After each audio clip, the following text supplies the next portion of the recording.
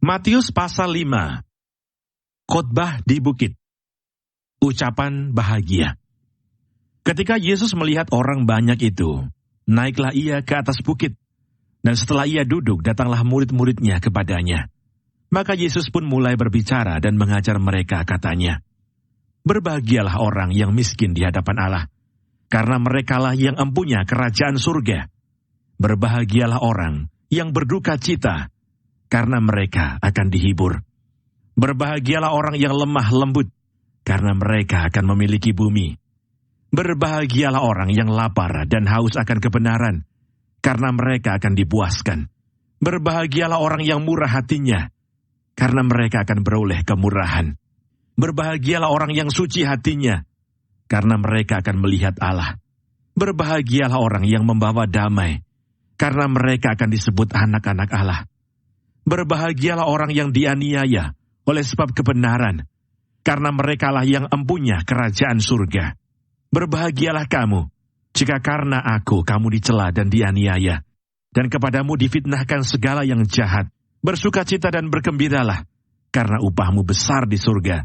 Sebab demikian juga telah dianiaya nabi-nabi yang sebelum kamu. Garam dunia dan terang dunia. Kamu adalah garam dunia. Jika garam itu menjadi tawar, dengan apakah ia diasinkan? Tidak ada lagi gunanya selain dibuang dan diinjak orang.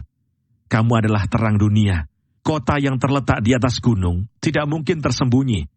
Lagi pula orang tidak menyalakan pelita, lalu meletakkannya di bawah gantang, melainkan di atas kaki dian, sehingga menerangi semua orang di dalam rumah itu. Demikianlah hendaknya terangmu bercahaya di depan orang, supaya mereka melihat perbuatanmu yang baik, dan memuliakan Bapamu yang di sorga. Yesus dan hukum Taurat. Janganlah kamu menyangka bahwa aku datang untuk meniadakan hukum Taurat atau kitab para nabi. Aku datang bukan untuk meniadakannya, melainkan untuk menggenapinya. Karena aku berkata kepadamu, sesungguhnya selama belum lenyap langit dan bumi ini, satu iota atau satu titik pun tidak akan ditiadakan dari hukum Taurat sebelum semuanya terjadi. Karena itu siapa yang meniadakan salah satu perintah hukum Taurat sekalipun yang paling kecil, dan mengajarkannya demikian kepada orang lain, ia akan menduduki tempat yang paling rendah di dalam kerajaan surga. Tetapi siapa yang melakukan dan mengajarkan segala perintah-perintah hukum Taurat, ia akan menduduki tempat yang tinggi di dalam kerajaan surga. Maka aku berkata kepadamu, jika hidup keagamaanmu tidak lebih benar daripada hidup keagamaan ahli-ahli Taurat dan orang-orang Farisi, sesungguhnya kamu tidak akan masuk ke dalam kerajaan surga. Kamu telah mendengar yang difirmankan kepada nenek moyang kita, jangan membunuh. Siapa yang membunuh harus dihukum. Tetapi aku berkata kepadamu, setiap orang yang marah terhadap saudaranya harus dihukum. Siapa yang berkata kepada saudaranya kafir harus dihadapkan ke mahkamah agama. Dan siapa yang berkata jahil harus diserahkan ke dalam neraka yang menyala-nyala.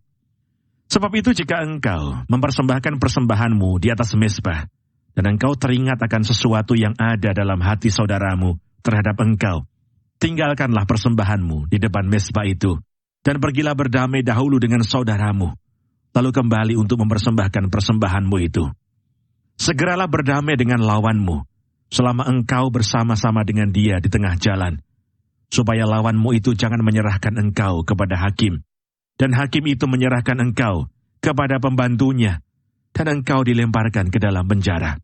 Aku berkata kepadamu, sesungguhnya engkau tidak akan keluar dari sana, sebelum engkau membayar hutangmu sampai lunas. Kamu telah mendengar firman, jangan berzinah, tetapi aku berkata kepadamu, setiap orang yang memandang perempuan serta menginginkannya, sudah berzinah dengan dia di dalam hatinya.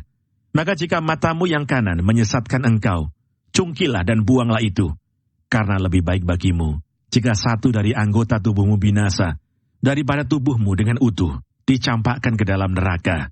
Dan jika tanganmu yang kanan menyesatkan engkau, penggalah dan buanglah itu, karena lebih baik bagimu jika satu dari anggota tubuhmu binasa, daripada tubuhmu dengan utuh masuk neraka.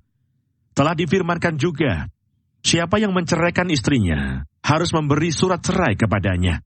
Tetapi aku berkata kepadamu, setiap orang yang menceraikan istrinya, kecuali karena zina, ia menjadikan istrinya berzinah. Dan siapa yang kawin dengan perempuan yang diceraikan, ia berbuat zina.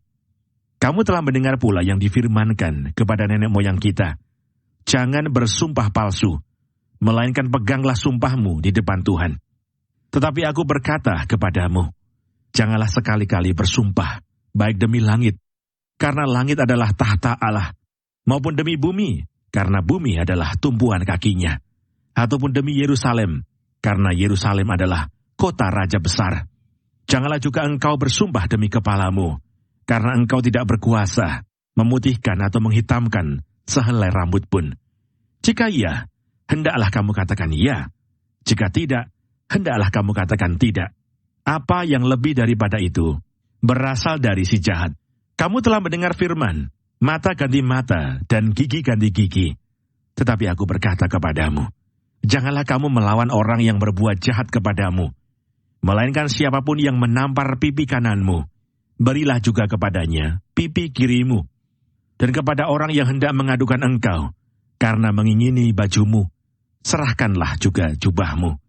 Dan siapapun yang memaksa engkau berjalan sejauh 1 mil, berjalanlah bersama dia sejauh 2 mil. Berilah kepada orang yang meminta kepadamu, dan janganlah menolak orang yang mau meminjam daripadamu. Kamu telah mendengar firman, kasihilah sesamamu manusia, dan bencilah musuhmu. Tetapi aku berkata kepadamu, kasihilah musuhmu, dan berdoalah bagi mereka yang menganiaya kamu.